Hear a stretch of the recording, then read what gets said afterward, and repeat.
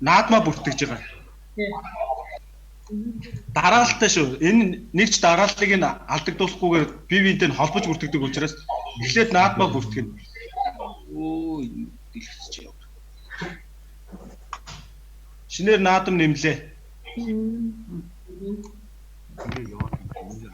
Холбогдох мэдээллүүдийг нь оруулаад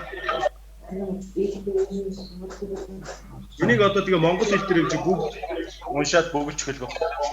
Энэ дээр хамгийн гол анхаарах хэрэгтэй юм та нар энэ уралдах насныхаа морийг зөв сонгож өгөөрэй. Энийг сонгоогүйгээс дараагийн чинь бүртгэл хийгдэхгүй шүү дээ.